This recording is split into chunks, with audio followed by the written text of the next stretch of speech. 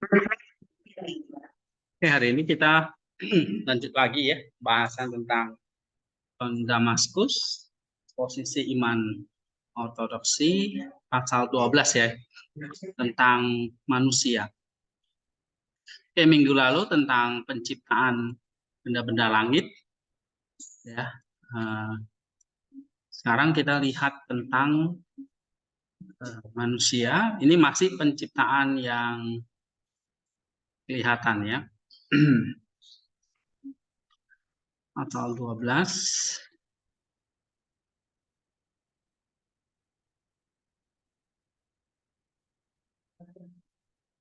Oke, tentang manusia. Coba baca, Raymond. Pasal 12 tentang manusia. Dengan cara ini, maka Allah menunjukkan esensi mental yang kita maksudkan adalah para malaikat yang semua tentang. Karena mereka ini jelas memiliki sifat mental dan tidak berwujud, dan saya maksudkan adalah dibandingkan dengan kepadatan materi. Ya, jadi manusia adalah ciptaan yang berwujud ya, yang kelihatan. Tapi sisi lain dia juga memiliki sifat atau kodrat mental.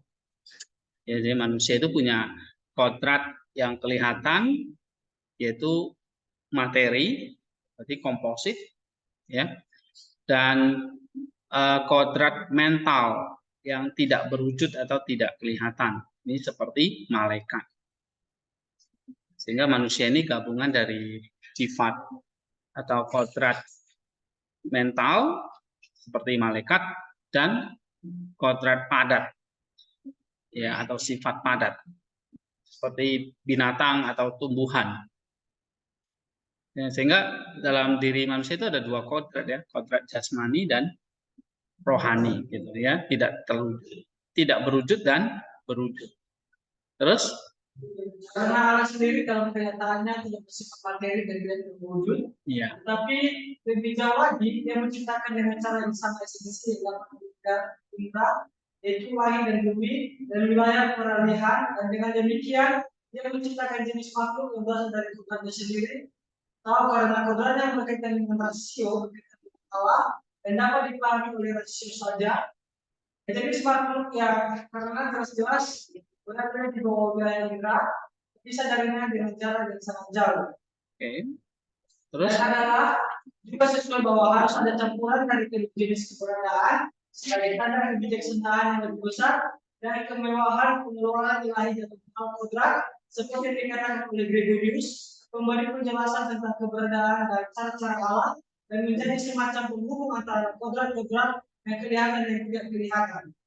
Dan dengan kata sesuai, saya maksudkan karena bahwa itu adalah bukti kehendak Sang Pencipta, karena kehendak itu adalah hukum dan peraturan yang paling sesuai dan tidak ada seorang pun yang akan berkata kepada Penciptanya, mengapa engkau membentuk aku seperti ini? Tentukan beliau sanggup menurut kehendaknya membuat berbagai bentuk dari tanah liat yang dapat dan padatkannya. Dalam Roma 9:1 sebagai bukti hikmatnya. Oke. Jadi di sini manusia diciptakan ya merupakan campuran, di sini dikatakan ya, campuran dari kedua jenis subsistensi atau keberadaan atau kodrat.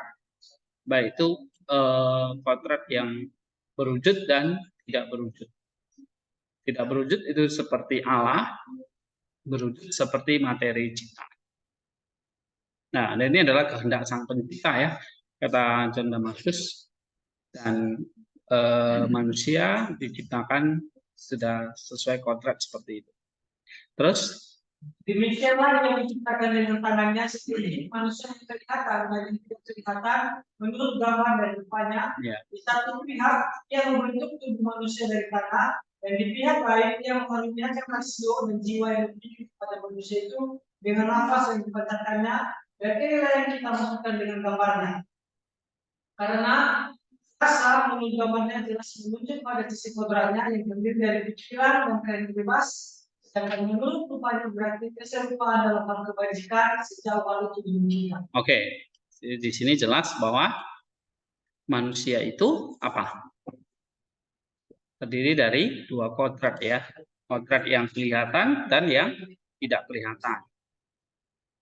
Tapi dicipta menurut gambar dan rupanya. Ya. Jadi kalau kelihatan dibentuk membentuk tubuh dari tanah. Kalau yang tidak kelihatan itulah jiwa tadi atau rasio ya yang bisa berpikir. Kenapa? Karena itu berasal dari gambarnya.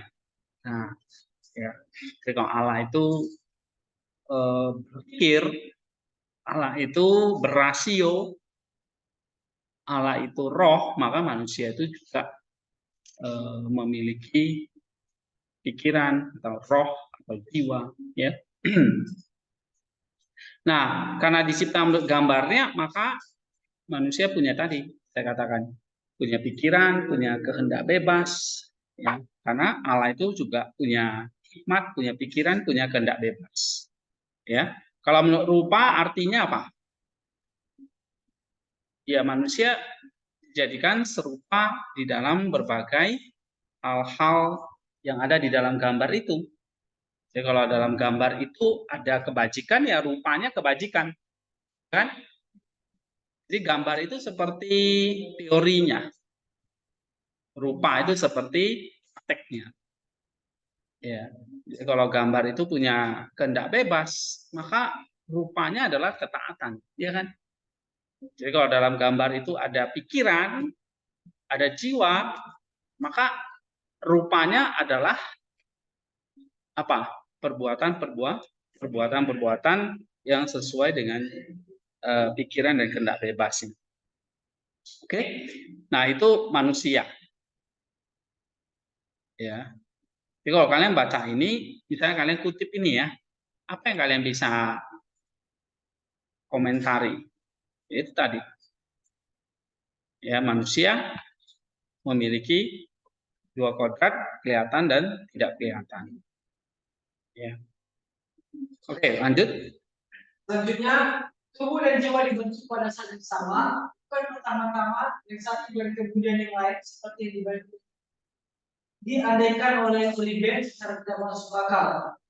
Tuhan kemudian menciptakan manusia tanpa kejahatan, jujur, berbudi luhur, bebas dari rasa sakit dan perawatan, dimuliakan dengan sifat kebajikan, dihiasi dengan semua yang baik, seperti semacam mikrokosmos, kedua di dalam dunia yang agung, malaikat lain yang mampu beribadah, menjenguk, mengamati ciptaan yang kelihatan dan diinisiasi ke dalam misteri alam pikiran, raja atas segala sesuatu di bumi, tapi itu kepada raja yang lebih tinggi atas bumi dan langit, sementara dan abadi milik Allah kelihatan dan alam pikiran di tengah-tengah antara keagungan dan kerendahan, roh dan daging karena ia adalah roh karena dunia, tapi daging karena keagungan dan kelebihan, roh supaya dapat tinggal dan memuliakan pemberiannya, dan daging supaya menderita, dan penderitaan itu dapat dinasihati dan disiplinkan ketika ia memegahkan diri dalam kebesarannya.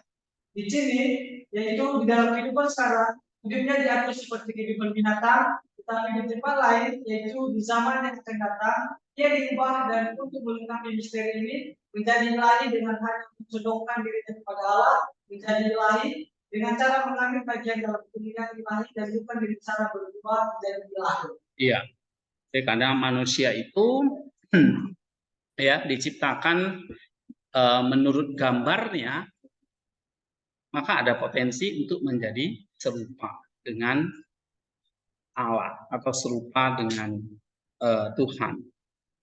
Ya. Nah, kemudian di sini dikatakan dia adalah mikrokosmos kedua. Ya. Jadi mikrokosmos kedua artinya di dalam diri manusia itu seperti ya bukan seperti ya, ada semacam gabungan dari ciptaan Allah. Jadi kalau Allah menciptakan baik yang kelihatan dan tidak kelihatan, nah itu dua-duanya ada di dalam manusia. Ya, jadi apa yang ada di alam yang kelihatan dan apa yang ada di alam roh, alam yang tidak kelihatan, itu semua di dalam diri manusia. Nah, maka manusia itu disebut mikrokosmos, tanah Allah yang paling tinggi, ya, karena gabungan tadi dari yang kelihatan dan tidak kelihatan. Ya, yang kelihatan, ya ini memang bersifat jasmani, atau di sini dikatakan bersifat daging, ya, bersifat daging. Nah, kalau dia bersifat daging, maka dia bisa ya jatuh, oke, bisa jatuh.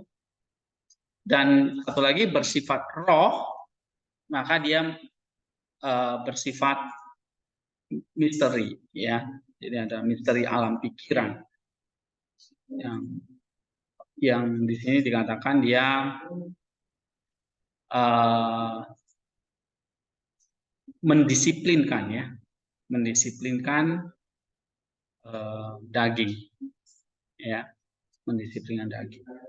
Daging bisa menderita, ya, tapi bisa didisiplinkan oleh roh.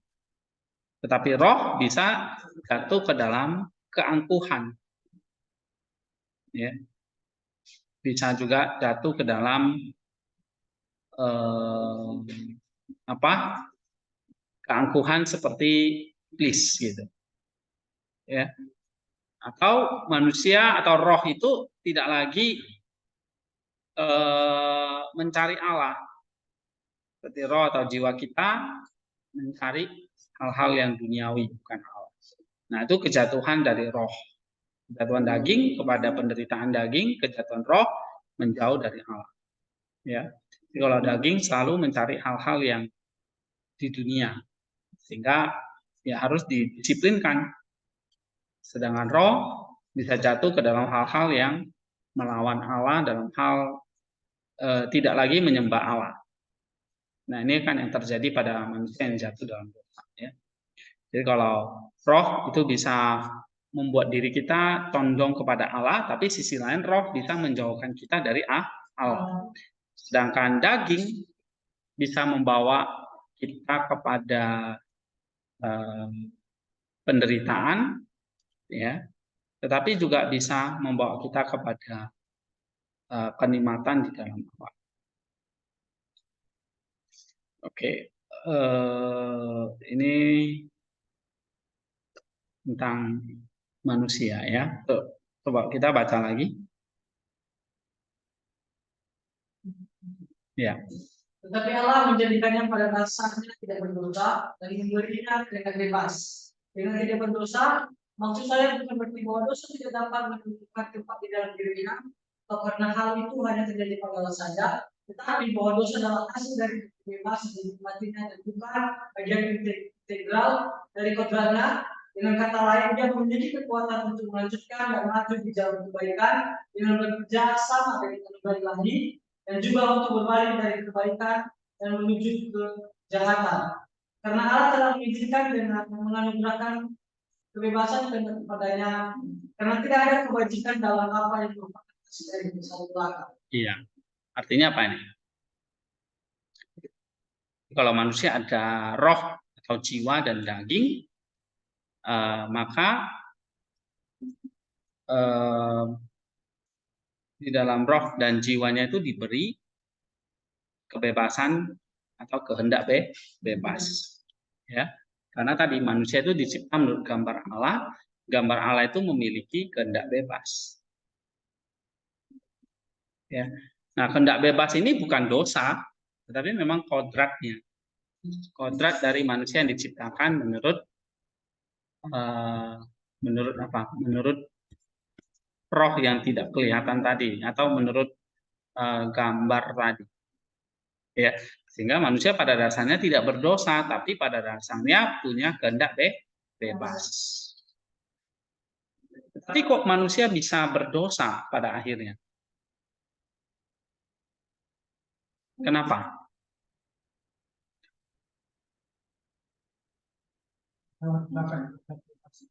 Hah? Di sini dikatakan apa? Dosa adalah hasil dari kehendak bebas yang dinikmatinya. Ya, karena ada kehendak bebas, maka manusia bisa memakai kehendak bebasnya dan itu bertentangan dengan kodratnya.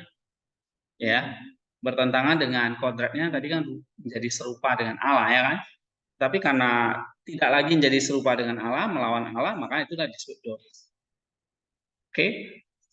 Jadi karena ada kehendak bebas, maka karena ada dosa. Tapi apakah berarti Allah itu secara tidak langsung pencipta dosa? Karena Allah memberikan kehendak bebas. Bisa saja kan orang mengatakan secara tidak langsung Allah menjadi penyebab dari dosa karena Allah memberikan kehendak bebas. Nah, bagaimana kalian menjawab ini?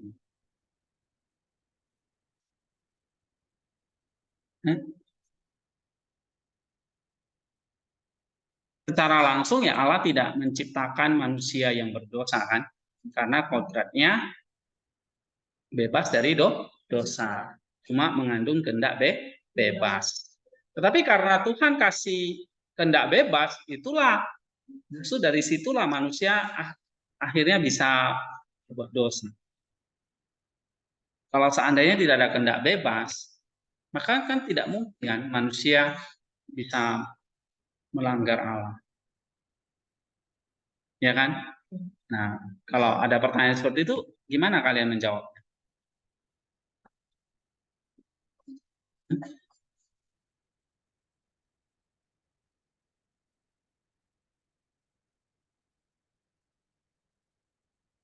Gimana? Apakah benar Allah itu secara tidak langsung karena memberikan kehendak bebas menjadi penyebab dari dosa?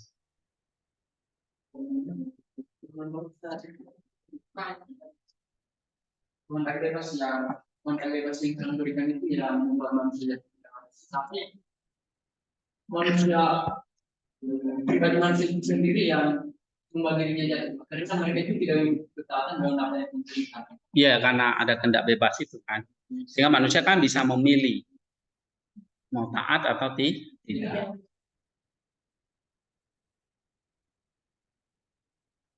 Ya. Oke, gimana jawabannya? Ada yang bisa jawab?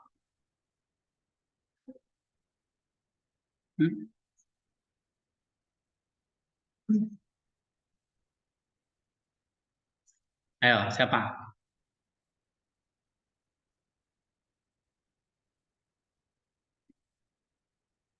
Coba ini jawabannya di sini loh. Jawabannya di sini. Apakah Allah penyebab secara tidak langsung dosa itu?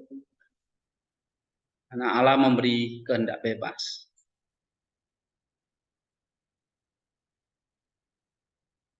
Karena Allah telah mengizinkan dengan bebas kepada Apa? Karena Allah telah mengizinkannya dengan menganugerahkan kebebasan kehendaknya kepadanya, karena tidak ada kebajikan dalam apa yang merupakan bulan. Iya.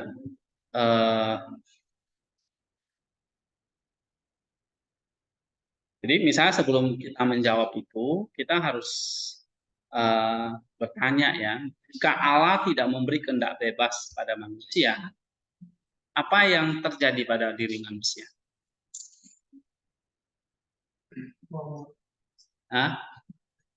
Maka Allah menciptakan robot, kan? Artinya apa? Artinya setiap apa yang dikerjakan oleh manusia itu bukan dari dirinya, tapi dari apa? Dari Allah sendiri ya. Nggak ada, iya, nggak ada apa? Artinya apa? Nggak ada keinginannya, tapi paksaan, begitu kan? Sehingga di sini tidak ada kebajikan yang sesungguhnya karena itu paksaan belaka. Ya kan? Nah, ya memang kalau tidak ada kehendak bebas, berarti semua yang dilakukan oleh manusia itu akan sesuai dengan perintah Allah. Dan itu sifatnya paksaan dan itu bukan sebuah kebajikan.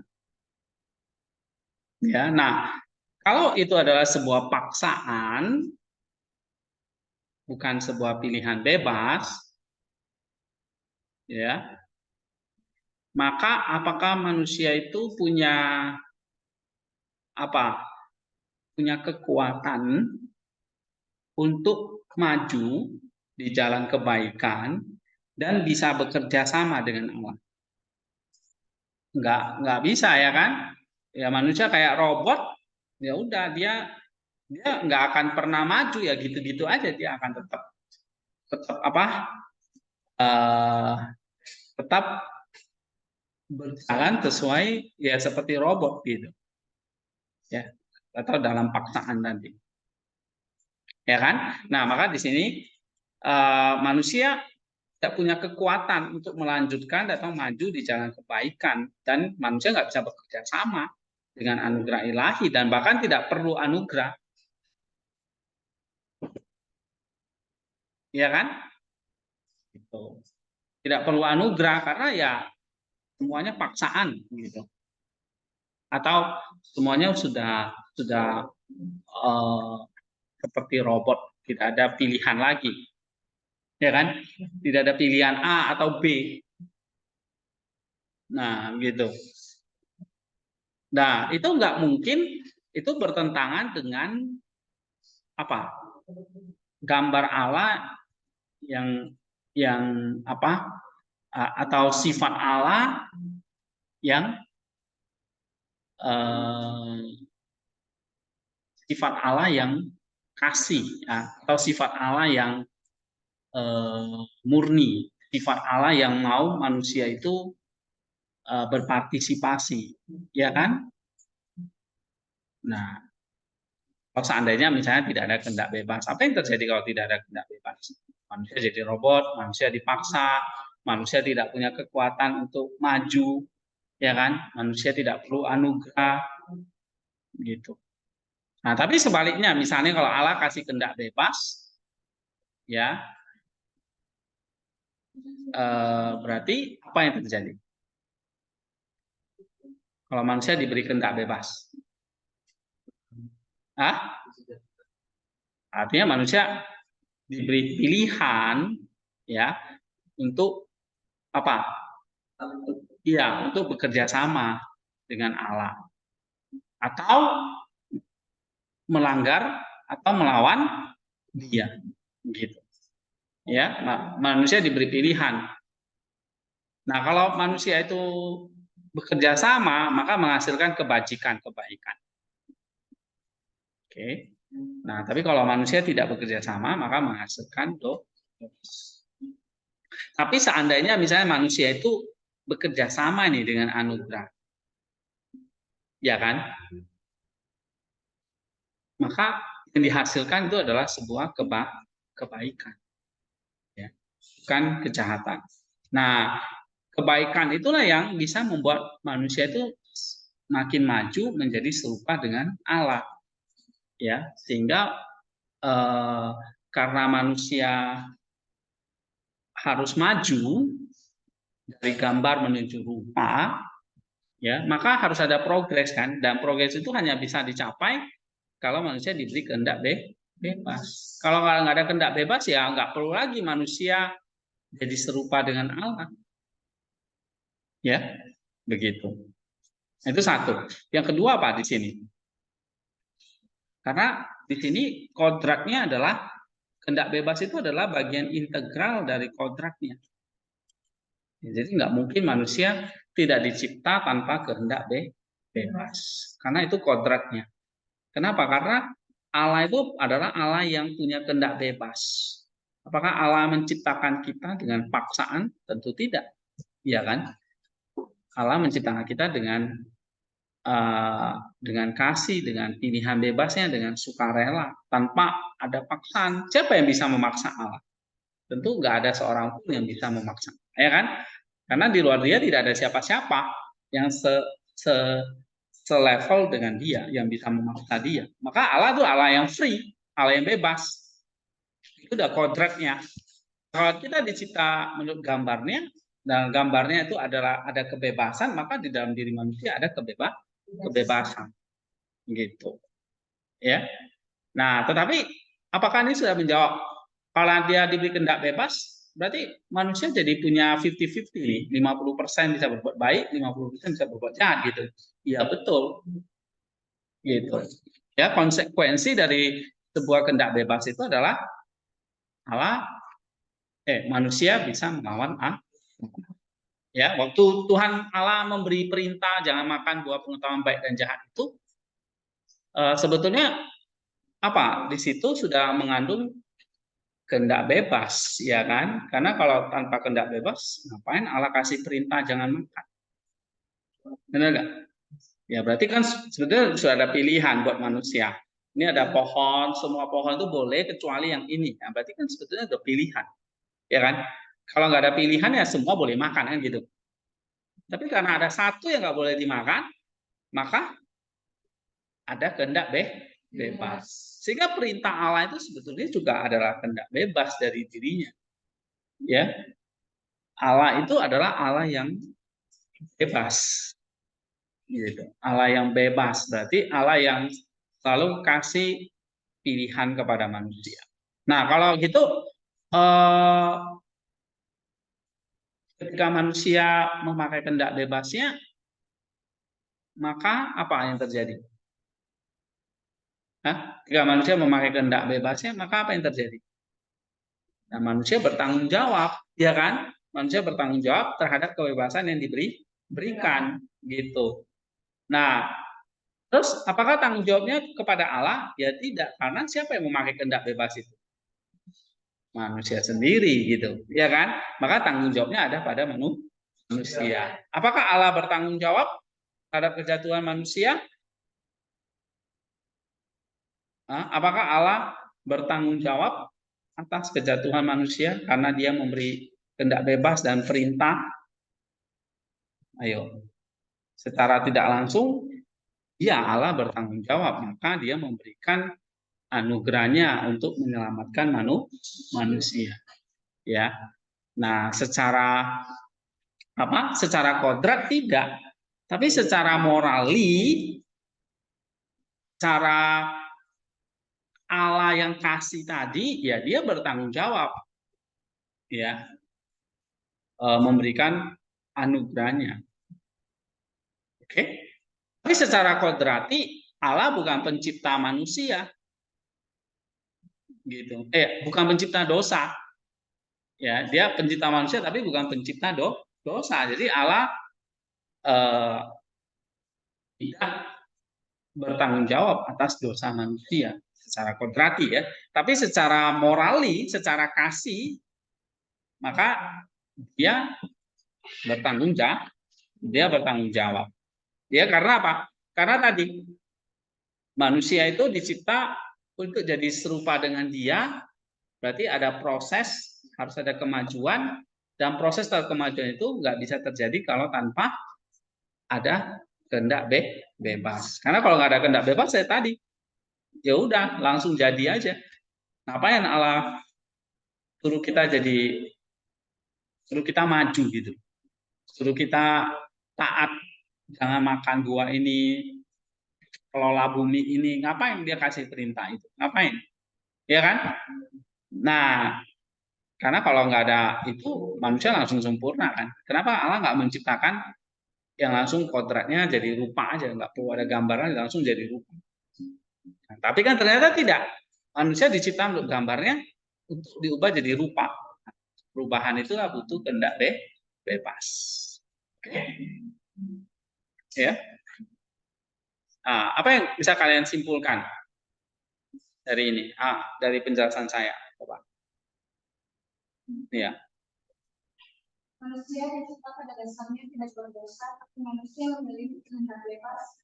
Hingga pada akhirnya manusia dengan kehendak bebasnya, manusia jatuh ke dalam dosa dengan menyalahgunakan kehendak bebasnya. Jika Allah yang memberi kehendak bebas kepada manusia, lalu apakah Allah yang secara tidak langsung menyebabkan mereka berdosa? Mungkin ini adalah jawabannya, yaitu jika manusia diciptakan tidak diberi kehendak bebas, maka manusia itu hanya bisa melakukan apa yang Allah perintahkan, dan sama saja manusia adalah ciptaan yang lemah, tidak punya kekuatan untuk melakukan sesuatu, tapi itu dilakukannya dengan paksa, seperti tidak ada partisipasi. Namun, jika manusia memiliki kehendak bebas, berarti manusia diberi pilihan untuk bekerja sama dengan Allah atau memberontak dengan Allah. Dan dengan kehendak bebas adalah bagian dari kodratnya, karena manusia dicipta sesuai dengan gambar dan rupa Allah yang dalam dirinya ada kebebasan. Maka manusia juga memiliki kehendak bebas. Tetapi jika manusia menyalahgunakan kehendak bebasnya, maka ia bertanggung jawab kepada manusia. Iya, that's good. Ya. Nah, itu detail. Bagus. Jadi, tanggung jawabnya ada pada manusia yang memakai kehendak bebas itu. Walaupun Allah yang memberikan. Ya. Tetapi apakah Allah sama sekali lepas tangan, dia tidak bertanggung jawab? Tentu saja dia tidak, ya kan? Kita tahu dia memberikan Kristus kepada manusia, ya kan? Dia mengutus anaknya yang tunggal supaya setiap orang yang percaya kepadanya memperoleh hidup yang kekal. Nah, itu tanggung jawab. Oke. Kita baca lagi Eka, boleh baca? Cuma dengan demikian adalah esensi yang hidup, sederhana, tidak terwujud, tidak terlihat oleh mata jasmani, abadi, bernalar dan cerdas, tidak berbentuk menggunakan tubuh yang terorganisir dan menjadi sumber kekuatan hidup, dan pertumbuhan dan sensasi dan generasi. Akal hanyalah bagian yang paling murni dan tidak asing baginya. Karena sebagaimana mata bagi tubuh, demikianlah pula intelek, pikiran bagi jiwa. Lebih jauh lagi, pikiran menikmati kebebasan dan kehendak serta energi, dan dapat berubah, yaitu diberikan untuk berubah. Karena ia diciptakan, semua kualitas ini menurut kodratnya telah diterima dari rahmat kita, yang mana rahmat itu telah menerima keberadaannya dan jadi sebenarnya. Iya, apa maksudnya ini?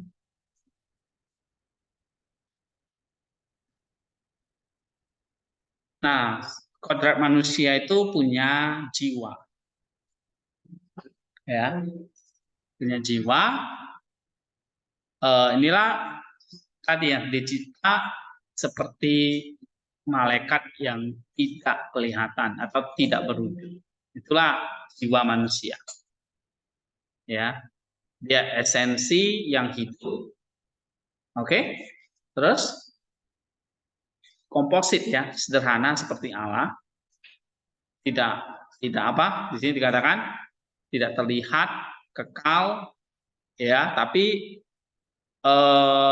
bisa berpikir, bernalar, atau cerdas. Ya, maka jiwa punya yang namanya akal atau mind, pikiran. Ya, dari pikiran timbul pikiran-pikiran atau konsep, ya, pengetahuan. Nah, itu dari jiwa. Kalau binatang, jiwa binatang berbeda lagi nih, ya, tidak punya pikiran atau tidak punya intelek, ya. Nah, sehingga binatang tidak bisa menulis, tidak bisa punya pengetahuan, ya. Binatang tidak punya itu, tidak punya intelek atau tidak punya pikiran. Ya. Nah, kemudian jiwa juga punya apa? Punya pertumbuhan, ya, punya sensasi, generasi, gitu. Ya, generasi itu ada sifat pertumbuhannya atau berkembang biaknya, ya, dan mencari sensasi atau kesenangan. Terus berpikiran bebas, ya, dan dia tadi, ya, punya kehendak bebas tadi untuk menikmati kehendak bebas dan kebebasan. Punya energi, itu jiwa. Ya, jiwa karena dia punya energi, ya, dia bisa menerima energi dari Allah. Oke, jadi kalau jiwa nggak punya energi, ya dia nggak bisa menerima energi dari manapun. Kalau dalam dunia fisika itu kan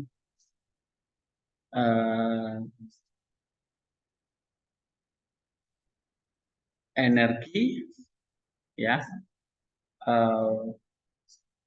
bisa berubah wujud kan, ya. Apa masih ingat nggak teori fisika? Energi panas bisa diolah menjadi apa? Atau ini energi listrik bisa diubah menjadi energi cahaya, ya kan? Nah, dalam jiwa punya energi yang sederhana. Tapi ketika bisa menerima energi atau rahmat dari Allah, dia bisa menjadi terang bagi jiwa itu. Ya. Maka jiwa, Alkitab selalu menggambarkan ada terang, ada gelap. Ya, gelap dan terang ini bukan berarti kamu warna kulit hitam gelap, kulit putih terang, gitu. Bukan soal kulit ya, bukan warna kulit. Tetapi ini soal energi. Ya, kalau kamu tidak energimu redup, ya kamu gelap, tidak terang, tidak cahaya, tidak bercahaya. Nah, ini dikatakan apa? Ini adalah semua kualitas atau sifat yang diterima oleh jiwa. Ya. Oke, jadi kalau ini ya, jiwa itu sederhana, tidak berwujud, kekal, cerdas, ya, atau berintelek, karena itu kodrat dari jiwa, ya, dan itu semua itu diterima dari rahmat Sang Pencipta. Rahmat tadi itu tadi ada nafas yang dihembuskan itu tadi. Nafasnya itu bukan Roh Kudus, tetapi energinya. Ya, ada yang menyangka Allah menghembuskan rohnya. Ya, maksudnya energinya tadi, rahmatnya. Nah, sehingga jadilah jiwa manusia yang seperti itu. Oke? Nah, apa yang kamu tangkap dari ini? Dia memiliki kodrat yaitu jiwa yang bisa seperti malaikat yang tidak kelihatan, tidak terlihat tapi bisa berpikir. Mengapa jiwa itu bisa berpikir? Maka dengan jiwa manusia berbeda dengan ciptaan yang lain, misalnya binatang. Jiwa juga memiliki sensasi untuk mencari kesenangan, yang memiliki energi untuk menikmati dengan bebas dan juga menerima energi dari Allah. Melalui energi itu, jiwa bisa berubah menjadi terang. Itu adalah kekuatan atau kualitas sendiri. Iya, jadi semua itu diperoleh dari rahmat Sang Pencipta, ya, tambahannya. Oke, that's good. Berikutnya, siapa namanya? Aprianus. Berbagai aplikasi dari Korea kita memahami dua jenis ketaatan yang tidak terlihat. Yang satu adalah seperti itu pada hakikatnya, yang lain melalui anugerah bebas, dan demikian juga yang satu adalah seperti itu di alam. Yang lain hanya dibandingkan dengan kepada pikir. Maka Allah pada dasarnya tidak wujud, tapi para malaikat dan iblis dan jiwa dikatakan demikian karena anugerah bebas, dan dibandingkan dengan kepadatan materi. Oke, maksudnya ngerti nggak nih?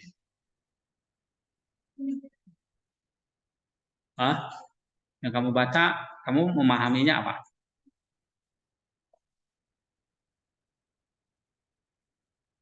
Inkorporeal itu tidak bertubuh maksudnya ya. Ada dua jenis yang tidak bertubuh dikatakan. Ya, ada dua jenis dari apa yang tidak berwujud atau tidak terlihat atau tidak berbentuk. Apa? Yang pertama apa? Yang tidak berwujud dari sononya, dari hakikatnya, yaitu Allah itu sendiri. Terus manusia kan juga punya kodrat yang tidak berwujud seperti malaikat. Iya, tapi itu bukan pada hakikatnya. Tapi melalui anugerah atau rahmat tadi. Jadi manusia bisa tidak berwujud karena menerima rahmat tadi atau anugerah tadi. Ya, jadi ada satu yang memang hakikatnya tidak, Allah pada dasarnya tidak berwujud. Tetapi kalau malaikat, jiwa, ya, itu dikatakan tidak berwujud karena anugerah. Dan itu dibandingkan dengan kebatasan materi. Paham ya? Apa? April? Coba kamu bahasakan ulang, paraphrase.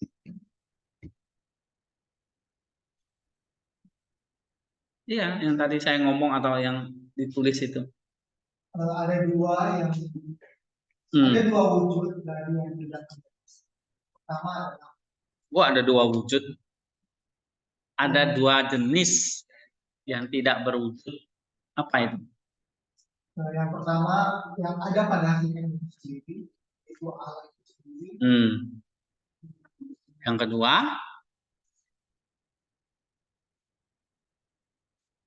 kedua, ya apa? Yang tidak berwujud karena anugerah. Ya. Oke. Baca lagi. Selanjutnya, tubuh adalah sesuatu yang memiliki tiga dimensi, dan memiliki panjang dan lebar dan kedalaman atau ketebalan, dan setiap tubuh tersusun dari 4 elemen. Tubuh makhluk hidup terlebih lagi tersusun dari 4 humor. 4 unsur itu maksudnya, saya salah ketik ya. Kok bisa jadi humor? 4 elemen atau 4 unsur ya. Tapi manusia juga punya tubuh itu punya dimensi. Dimensi itu maksudnya apa? Punya panjang, punya lebar, dan punya kedalaman atau ketebalan. Ya, seperti manusia itu berbentuk ruang soalnya, karena kamu menempati ruang. Ya, jadi apapun yang menempati ruang itu 3 dimensi kan, selalu punya panjang, lebar, dan kedalaman. Ya, tapi juga manusia punya 4 elemen atau 4 unsur. Nah, kita lihat apa saja unsur-unsurnya.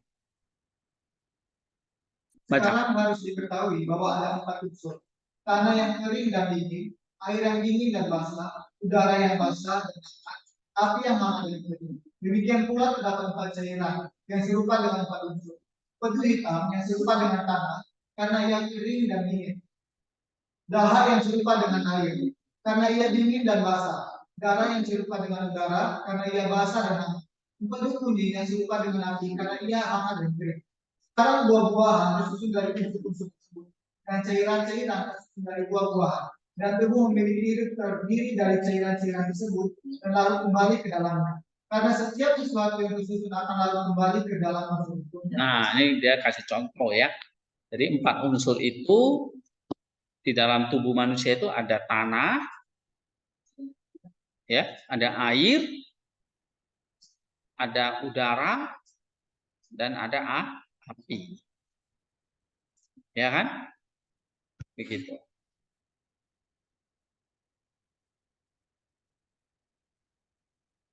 Nah, tanah, air, udara, dan api ini yang membentuk tubuh manusia. Tanah jelas dari tanah liat katanya, ya kan? Maka manusia mati kembali kepada tanah. Dan tanah itu jadi debu. Ya. Tapi nggak hanya tanah, ada air juga. Ya. Air misalnya dalam tubuh manusia itu apa? Darah, jelas. Ya. Nah, tapi ada juga udara. Ya, dalam tubuh manusia itu juga ada udara. Gitu. Nah, di sini dia misalnya dia kasih contoh apa? udara itu.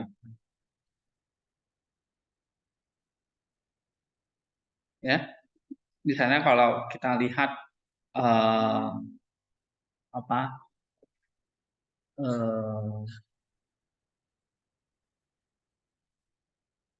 ya kayak gini kan, ini ada udara, berarti kita bisa mengukur temperaturnya kan. Ya. Nah, manusia juga punya udara karena punya manusia bisa diukur temperaturnya karena manusia punya udara di dalam. Gitu. Ya. Api misalnya dikatakan. Api yang hangat dan kering. Ya. Nah, manusia ada unsur apinya. Itulah sebabnya manusia bisa pekah dengan yang namanya dingin, dengan panas, gitu.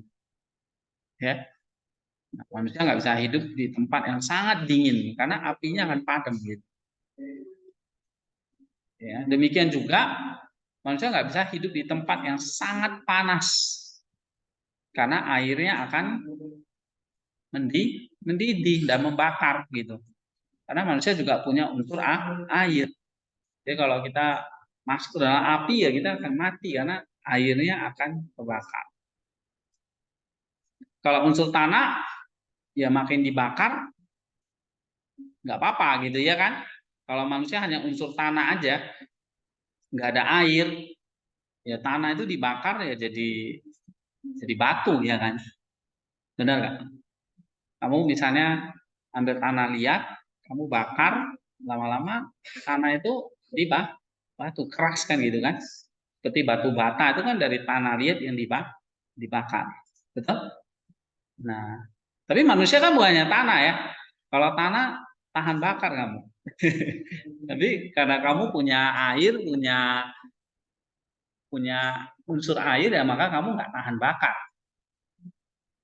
Tahu nggak maksudnya? Ya.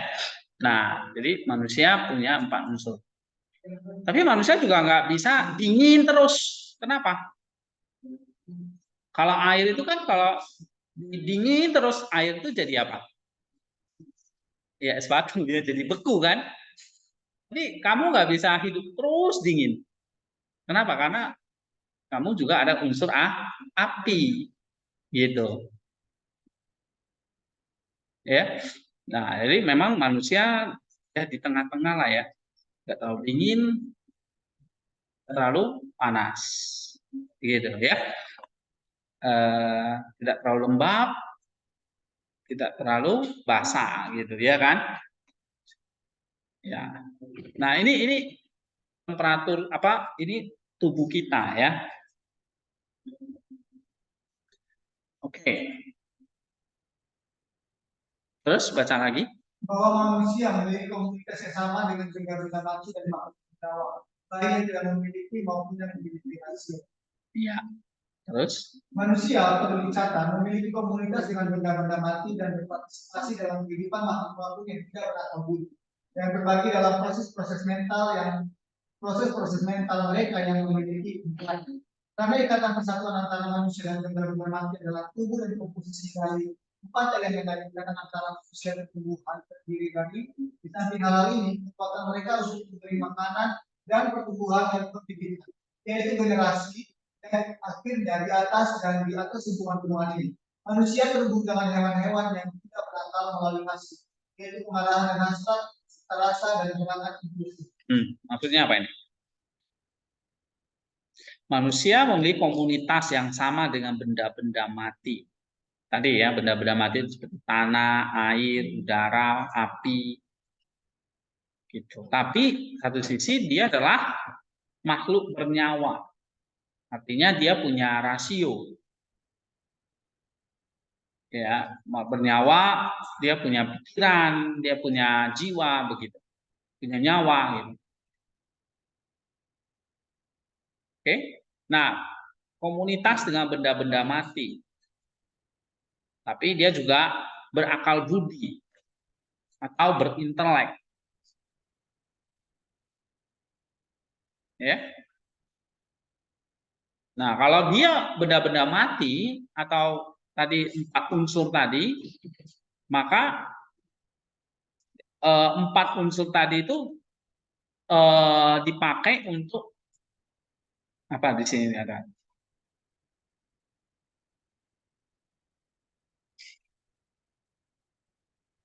Di sini dipakai untuk apa? Memberi makan dan pertumbuhan dan perkembangbiakannya atau regenerasi gitu. Manusia bisa bertambah banyak di muka bumi ini. Ya, karena tadi benda-benda mati itu tadi ternyata memberi makan dan pertumbuhan. Ya. Tetapi di sini manusia juga terhubung dengan apa? Hewan-hewan yang tidak berakal melalui hawa nafsu, ya, serta gerakan impulsif, gitu. Ya, jadi dalam diri manusia di sini ada sifat kebinatangan. Ada sifat kebinatangan. Ya, kenapa? Karena elemen atau unsur yang terbentuk itu berasal dari alam. Jadi ada liarnya, ada keliarannya, kepuasannya. Nah, itu terwujud di dalam hasrat hawa nafsu, ya, atau gerakan-gerakan impulsif, insting namanya. Ada instingnya. Ya.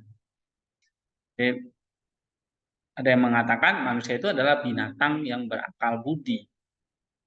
Kalau binatang ya hewan yang tidak berakal budi. Manusia binatang yang berakal budi. Ya, berakal budi karena manusia bisa apa ya? Selain bisa bertumbuh, beregenerasi, ya, manusia punya intelek soalnya. Manusia bisa berpikir, manusia bisa berpartisipasi dalam anugerah Allah dan sebagainya. Itu bedanya dengan binatang. Binatang dia tidak berakal budi. Yang ada hanya makan, bertumbuh, regenerasi gitu ya. Hasrat, insting itu binatang. Oke. Binatang sama kayak kita. Dia butuh makan, dia bisa bertumbuh. Binatang juga berkembang biak, ya, bergenerasi gitu. Ya. Nah, maka kita seperti binatang tadi. Oke. Baca generasi. Kemudian ada 5 indera, penglihatan, pendengaran, penciuman, rasa, senyuman. Selanjutnya gerakan impulsif terdiri dari kepala dari satu tempat ke tempat lain dan dalam organ tubuh secara keseluruhan dan dalam mengeluarkan suara dan menarik nafas. Karena kita memiliki kekuatan untuk melakukan apapun sendiri, tidak berlaku tindakan-tindakan ini.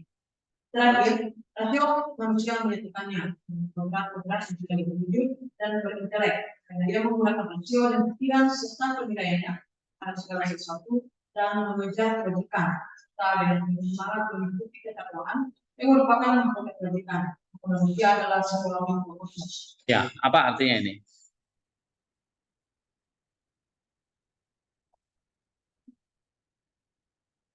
Generasi.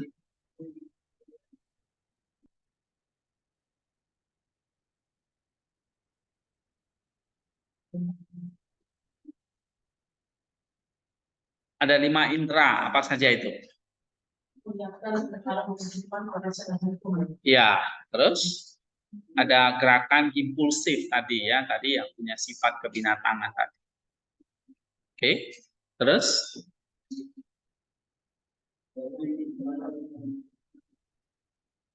nah, ada 5 indera, ada gerakan-gerakan impulsif, itu semua adalah terdiri dari tubuh yang kelihatan itu ya. Oke, jadi manusia bertindak melalui tubuhnya, melalui indranya tadi. Nah, tapi yang mengendalikan indera itu ada yang kita sebut sebagai intelek, ya, atau rasio, akal budi tadi. Nah, yang bisa memakai tadi ya, kodrat yang kelihatan itu disatukan dengan kodrat yang tidak kelihatan. Untuk apa? Untuk mengejar kebajikan, ketaatan, ya, sehingga manusia itu menjadi sebuah mikrokosmos. Mikrokosmos, kosmos itu kan terdiri yang kelihatan dan tidak kelihatan kan. Nah, itu semua ada dalam diri manusia. Yang kelihatan tadi tubuh manusia, ya kan? Yang tidak kelihatan jiwanya. Oke. Nah, itu menyatu di dalam diri manusia. Nah, mikrokosmos inilah atau manusia inilah yang menyatukan antara yang kelihatan dan tidak kelihatan. Hanya dalam diri manusia nih. Malaikat dia nggak berjasmani. Binatang dia nggak berrohani atau tidak berintelek, ya kan? Nah, di tengah-tengahnya ini ada manusia nih yang menyatukan antara sifat binatang dengan sifat malaikat. Itu ada dalam diri manusia. Ya, ada sifat malaikat, maksudnya yang tidak kelihatan, ada sifat binatang yang berkelihatan. Nah, itu harus digabungkan, ya. Rasio manusia menyatukannya ya dengan kodrat-kodrat yang tidak berwujud dan berintelek. Karena ia menggunakan rasio dan pikiran serta penilaiannya terhadap segala sesuatu dan mengejar kebajikan. Ya, atau mahkota kebajikan. Oke, paham ini? Paham? Apa pahamnya? Pahamnya apa? Jadi manusia itu tidak melalui namun juga manusia yang tidak kelihatan yang menjadikan manusia sehingga manusia memiliki sebagai tidak mengejar kebajikan. Iya. Hanya manusia yang bisa mengejar kebajikan. Ya, mengejar keserupaan dengan Allah itu. Begitu. Karena manusia adalah sebuah mikrokosmos. Oke? Nah, ini antropologi kita ya. Manusia adalah mikrokosmos. Coba baca. Fitri. Selain itu perlu diketahui bahwa pendalaman flux dan perubahannya terjadi pada tubuh. Dengan perubahan saya maksudkan perubahan dalam kualitas yaitu panas dan dingin dan seterusnya. Dan flux saya maksudkan perubahan dalam hal penitisan karena benda-benda kering dan benda-benda basah dan roh mengalami penitisan dan membutuhkan pengisian kembali sehingga rasa lapar dan haus adalah kasih sayang yang mengalami. Sekali lagi, perpecahan adalah pemisahan rasa satu dari yang lain dan pembagian menjadi bentuk dan materi. Terus? Tetapi kesalahan dan pikiran adalah sifat-sifat khas jiwa dan keutamaan itu adalah umum jiwa dan tubuh. Meskipun mereka disebut jiwa seolah-olah jiwa memanfaatkan tubuh. Ya, terus? Bagian rasio harus dipahami secara berarti menguasai apa yang tidak memiliki rasio. Karena fakulti jiwa terbagi menjadi apa yang memiliki rasio dan apa yang tanpa rasio. Sekali lagi dari apa yang tanpa rasio ada dua bagian, apa yang tidak mendengarkan rasio artinya tidak taat pada rasio dan apa yang mendengarkan dan mematuhi rasio. Yang tidak mendengarkan atau mematuhi rasio adalah fakulti vital atau berdenyut dan fakulti sperma atau generatif dan fakulti vegetatif atau nutritif. Termasuk dalam hal ini adalah fakulti pertumbuhan dan pembentukan tubuh. Karena semua ini tidak berada di bawah kekuasaan rasio, tetapi di bawah kekuasaan alam. Apa yang mendengarkan dan mematuhi rasio di sisi lain terbagi menjadi kemarahan dan keinginan. Dan bagian jiwa yang tidak bernalar disebut dengan kesedihan dan nafsu.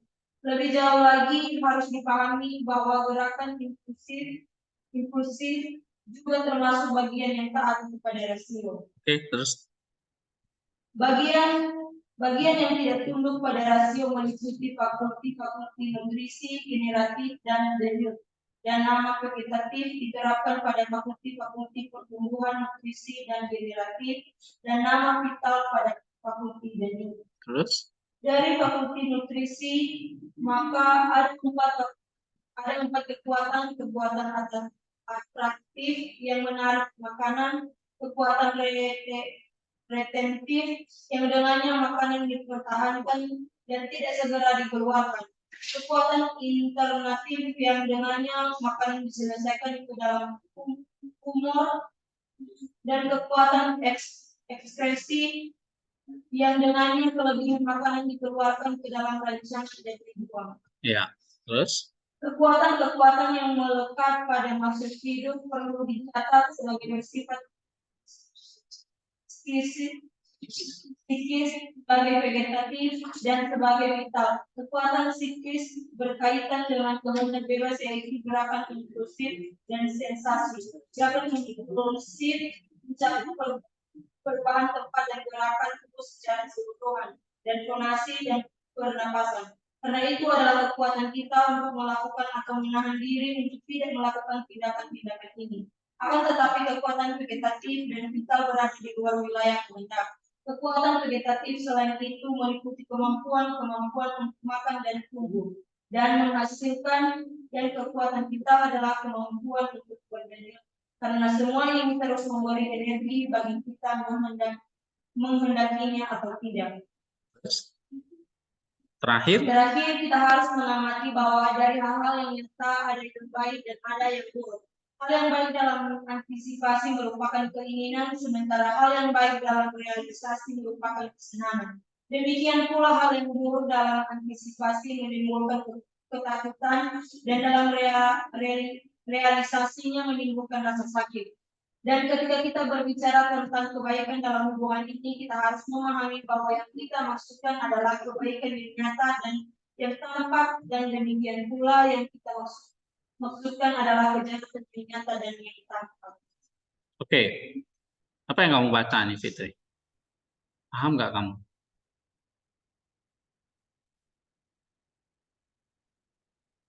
Nah ini dia bahas lagi lebih detail ya tentang tubuh. Jadi tubuh itu terus membelah, punya apa ya? Punya flux atau penipisan dan perubahan. Ya. Perubahan dalam tubuh itu bisa panas dan dingin. Oke. Nah, flux itu bisa mengalami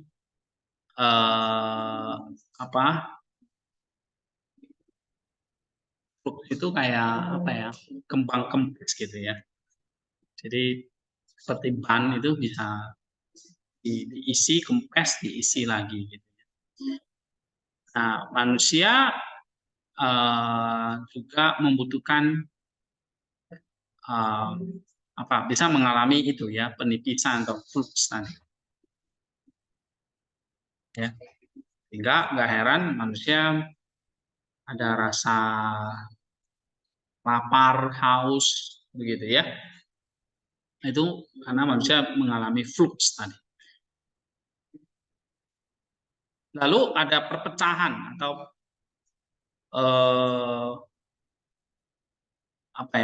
pembagian gitu ya, pembelahan. Ya. Jadi manusia bisa membeda-bedakan, misalnya satu rasa, ini rasa manis, rasa asin, itu maksudnya ada pembedaannya atau pembagiannya, ya.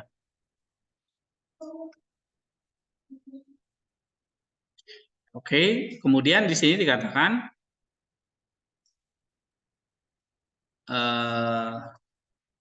tetapi kesalehan dan pikiran adalah sifat khas jiwa. Ya. Nah, kalau dalam tubuh ada perubahan-perubahannya. Ya. Kemudian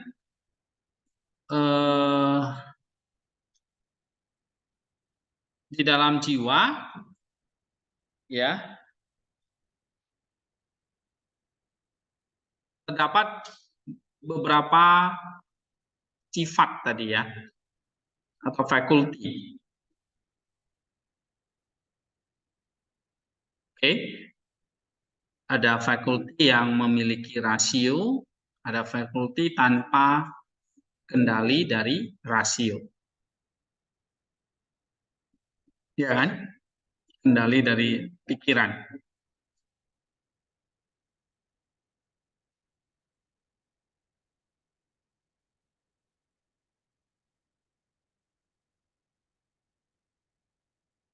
Oke. Nah, yang dibawa kendali dari yang tidak dibawa kendali dari rasio apa? Misalnya di sini. Fakulti vital namanya. Atau vital di sini maksudnya fakulti denyut nadi. Itu nggak perlu, kamu tidak perlu berpikir. Ya pasti kamu akan berdenyut, ya. Atau kamu bisa perintahkan nggak jantungmu stop berdenyut? Nggak bisa kan? Jadi tidak dibawa kendali rasio. Ya. Ya, misalnya nadi kita nih. Itu jangan terus itu tanpa kamu berpikir atau enggak gitu. Itu fakulti vital. Termasuk fakulti sperma ya. Fakulti apa? Vegetatif, nutritif gitu. Misalnya kayak rasa lapar itu tidak dibawa kendali rasio gitu. Ya, kamu nggak bisa mengendalikan rasa lapar. Ya itu fakulti nutritif. Termasuk kayak pertumbuhan dan pembentukan tubuh itu tidak dibawa kendali rasio. Atau tidak dibawa kendali pikiran kita. Ya. Oke. Nah, jadi apa yang tidak dibawa kekuasaan rasio ya tadi ya, fakulti vital, generatif, vegetatif, dan pertumbuhan, ya kan? Tapi mereka dibawa kendali dari kodrat, ya, dibawa kekuasaan alam. Alam itu maksudnya kodratnya, ya.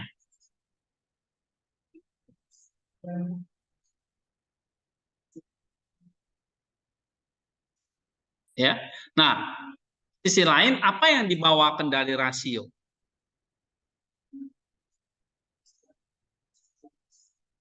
Bagian dari jiwa yang bernalar. Bagian ya, kalau kayak nutritif, generatif, denyut, vegetatif itu nggak bernalar gitu. Nggak perlu berpikir orang itu untuk jadi tua kan gitu. Untuk jadi tua itu generatif aja. Jalan aja, pasti kamu juga tua gitu. Tanpa kamu harus berpikir atau enggak. Ya. Nah, yang menjadi yang dibawa kekuasaan rasio itu adalah seperti kemarahan, kamu bisa kendalikan. Ya. Kesedihan, nafsu, itu bisa dikendalikan. Gitu. Kehendak itu bisa dikendalikan. Oke? Perbuatan itu bisa dikendalikan. Tapi kalau kayak nutrisi, generatif, denyut, tumbuhan, vegetatif itu nggak bisa. Ini kata Damaskus ya. Nah, misalnya fakulti nutrisi. walau jiwa ya, dalam jiwa itu ada fakulti yang bisa dikendalikan, ada fakulti yang tidak bisa dikendalikan, ya kan?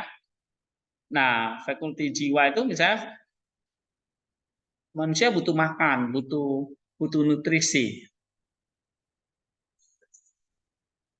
ya, tapi tidak dikendalikan oleh rasio. Itu hanya fakulti jiwa, ya. Nah, fakulti nutrisi dibagi 4, ada atraktif, jiwa itu bisa menarik makanan, saya mengatakan, oh, makanan itu enak, makanan itu lezat, karena ada atraktifnya. Ya, retentif, makanan itu setelah dikunyah, dimakan, ya dipertahankan, tidak segera dikeluarkan, retentif. Ya, alternatif diselesaikan ke dalam ini apa ya? Alternatif itu maksudnya manusia bisa mencari gitu ya, nutrisi-nutrisi yang cocok gitu. Oke, yang misalnya nggak ada satu, yang lain juga bisa begitu, makanan yang lain. Ekskresi ya perlu dibuang, ya. Setelah dimakan, makanan itu dikeluarkan dan dibuang. Itu 4 kekuatan nutrisi. Oke. Nah, kemudian ada vegetatif dan vital kan? Vegetatif itu apa? Pertumbuhan, perkembangbiakan, itu vegetatif. Vital itu kayak denyut kita ya. Itu di luar kendali rasio. Oke? Itu ada kekuatan-kekuatannya. Nah, kemudian satu lagi yang di bawah kendali rasio itu adalah kekuatan psikis. Ya, kekuatan psikis namanya. Psikis inilah yang berkaitan dengan kehendak bebas, gerakan impulsif, dan sensasi. Ya, misalnya impulsif ini adalah perubahan tempat dan gerakan tubuh secara keseluruhan, fonasi dan pernafasan.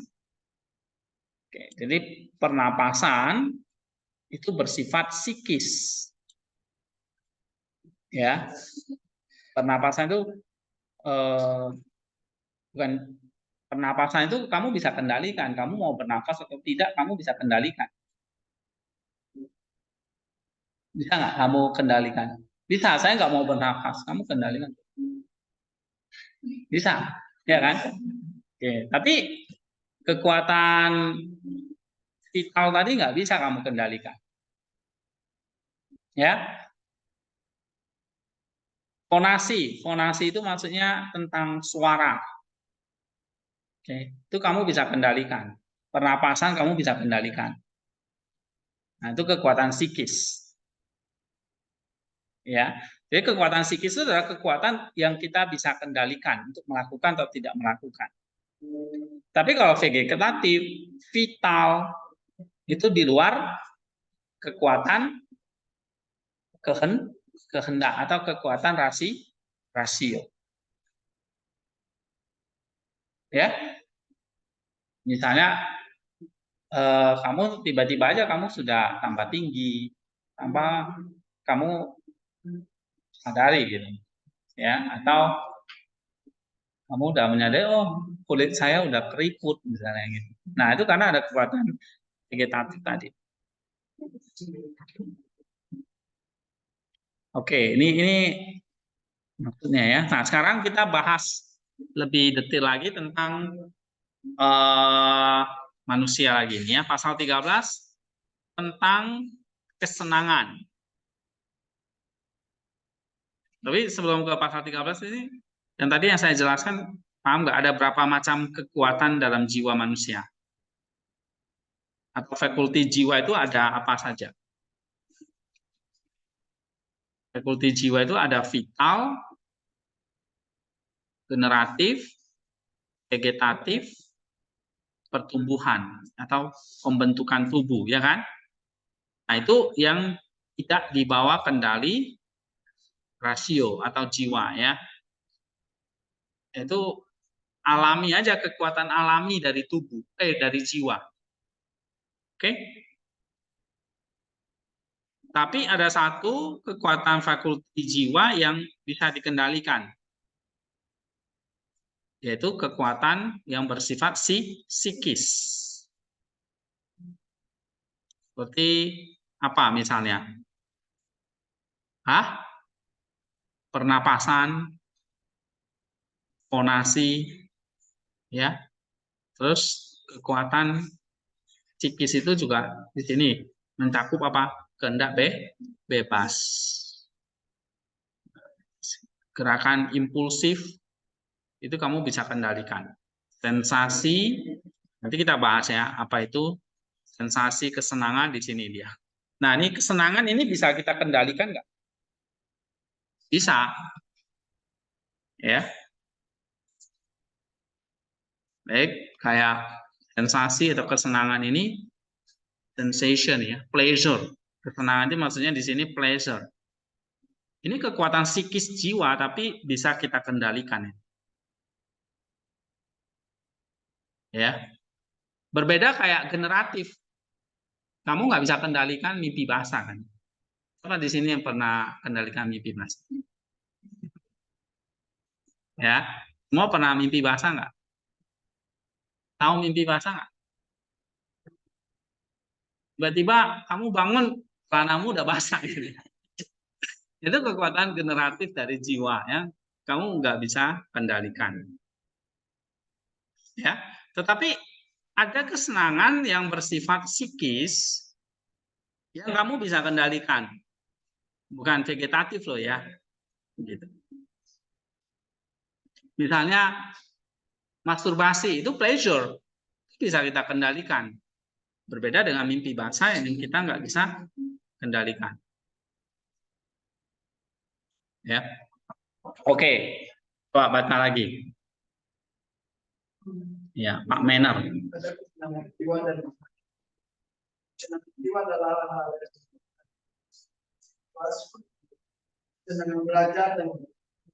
Oke, jadi kesenangan itu dibagi dua.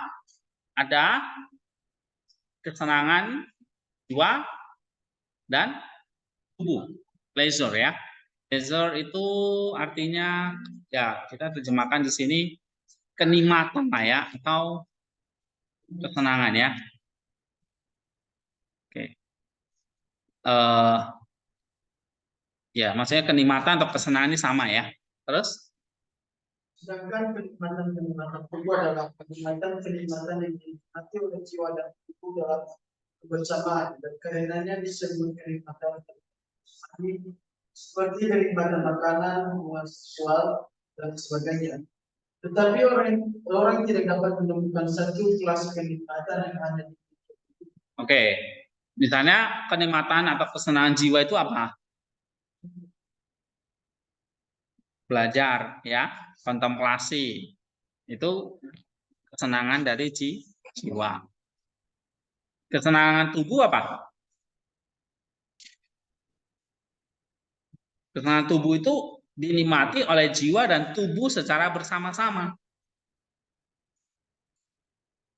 Ya, bukan hanya milik tubuh ya, tapi jiwa juga senang. Misalnya tadi kenikmatan makanan. Karena kenapa makanan enak bagi tubuh dan jiwa ya? Karena jiwa hasrat fakulti vegetatifnya tadi terpenuhi. Ya kan? Nah, tubuh menikmati. Seksual kan juga generatifnya terpenuhi ya, hasrat seksual itu hasrat jiwa kan? Itu terpenuhi. Tubuh juga demikian.